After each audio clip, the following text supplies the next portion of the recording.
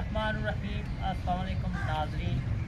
देहाती माहौल माशाअल्लाह जिहड़ा सी ना बड़ा अच्छा माहौल सी। इहदे च बीमारियां भी बहुत घट सी ते इन्ने ज़्यादा बीमारियां भी नहीं सी जिस तरह अजकल मुख्तलिफ किस्म दी न्यू बीमारियां आ रही वा कि अज इस तरह हो गया, टाइफाइड हो गया, हो गया।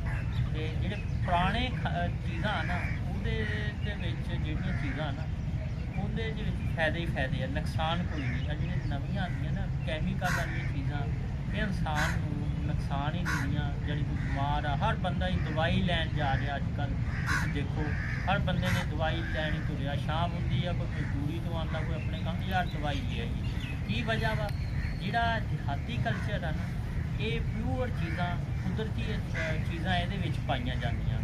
ਕੁਦਰਤੀ ਚੀਜ਼ਾਂ ਕੀ ਕੈਮੀਕਲ ਵਾਲੀਆਂ ਚੀਜ਼ਾਂ ਨਹੀਂ। ਆਖਰਕਾਰ ਅੰਗਰੇਜ਼ਾਂ ਨੇ ਵੀ ਇਹ ਮੰਨ ਲਿਆ ਜਿਹੜੀਆਂ ਆਹ ਚੀਜ਼ਾਂ ਨਾ ਇਹ ਅੱਛੀਆਂ ਵਾ, ਦੂਸਰੀਆਂ ਜਿਹੜੀ ਕੈਮੀਕਲ ਵਾਲੀਆਂ ਵਾਕਈ ਨੁਕਸਾਨ ਦਿੰਦੀਆਂ।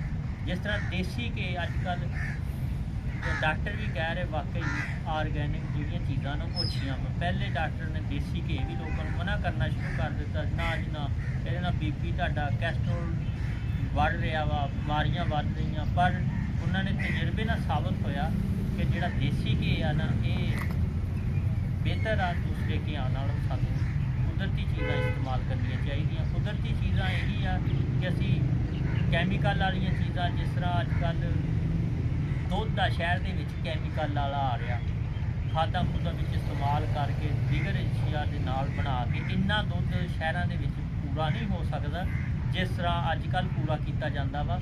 ਕਿਸ ਤਰ੍ਹਾਂ ਕੀਤਾ ਜਾਂਦਾ? ਕੈਮੀਕਲ ਦੇ ਨਾਲ ਬਣਾ ਕੇ। ਪਿੰਡਾਂ ਦੇ ਵਿੱਚ ਦਿਹਾਤੀ ਮਾਹੌਲ ਇਹਦੇ 'ਚ ਕੁਦਰਤੀ ਚੀਜ਼ਾਂ। ਕਿਸੇ ਦੋਧੀ ਕੋ ਕਿਸੇ ਬੀਬੀ ਨੇ ਦੁੱਧ ਲੈਣ ਗਈ ਤੇ ਉਹਨੇ ਕਿਹਾ ਜੀ ਅੱਜ ਤਾਂ ਦੁੱਧ ਹੀ ਤੁਸੀਂ ਸਤਿਆਨਾਸ਼ ਵਾਲਾ ਦੇ ਕੇ। ਕਹਿੰਦੇ ਕੀ ਹੋਇਆ ਸੀ? ਸਾਡੇ ਬੱਚਿਆਂ ਨੂੰ ਮੋਸ਼ਨ ਲੱਗ ਗਿਆ। ਕਹਿੰਦਾ ਬੀਬੀ ਜੀ ਜਿਹੜਾ ਖਾਲਸ ਦੁੱਧ ਆ ਨਾ ਉਹਨਾਂ ਮੋਸ਼ਨ ਲੱਗਣੇ ਹੁੰਦੇ, ਤੁਸੀਂ ਥੋੜ੍ਹਾ ਜਿਹਾ ਪਾਣੀ ਪਾ ਲਿਆ ਕਰੋ। ਜਿਹੜੇ ਕੈਮੀਕਲ ਵਾਲੇ ਆ ਨਾ ਇਹ ਜਿਗਰ ਲਈ ਵੀ ਨੁਕਸਾਨ, ਮਿਹਦੇ ਲਈ ਵੀ ਨੁਕਸਾਨ, ਹਰ ਕਿਸਮ ਦੇ ਨੁਕਸਾਨ ਕੈਮੀਕਲ ਵਾਲੇ ਦੁੱਧ ਦੇ ਨਾਲ ਆ। ਅਤੇ ਇਸੇ ਤਰ੍ਹਾਂ ਸਾਨੂੰ ਕੁਦਰਤੀ ਚੀਜ਼ਾਂ ਇਸਤੇਮਾਲ ਕਰਨੀਆਂ ਚਾਹੀਦੀਆਂ। ਆ ਜਿਹੜੇ ਕੱਚੇ ਮਕਾਨ ਆ ਨਾ ਕੱਚੇ ਮਕਾਨ ਇਹ ਸਰਦੀਆਂ 'ਚ ਵੀ ਸਕੂਨ ਆ ਅਤੇ ਇਹਨਾਂ ਦਾ ਗਰਮੀਆਂ 'ਚ ਵੀ ਸਕੂਨ। ਉਹ ਕਿਸ ਤਰ੍ਹਾਂ ਕਿ ਗਰਮੀਆਂ ਦੇ ਵਿੱਚ ਇਹ ਠੰਡੇ ਰਹਿੰਦੇ, ਸਰਦੀਆਂ ਦੇ ਵਿੱਚ ਗਰਮ ਰਹਿੰਦੇ ਆ। ਇਹਦੇ 'ਚ ਕੋਈ ਨੁਕਸਾਨ ਨਹੀਂ ਹੈ ਅਤੇ ਲਿਹਾਜ਼ਾ ਤੁਸੀਂ ਇਹਦੇ ਦਿਹਾਤੀ ਮਾਹੌਲ ਵਾਲੇ ਵੀ ਦੇਖੋ ਜਾ ਕੇ ਤੁਹਾਨੂੰ ਮਜ਼ਾ ਨਾਲ ਦੇਖੋ। ਇਹੀ ਚੀਜ਼ਾਂ ਵਾ ਇਨਸਾਨ ਦੀ ਜ਼ਿੰਦਗੀ ਬਿਹਤਰ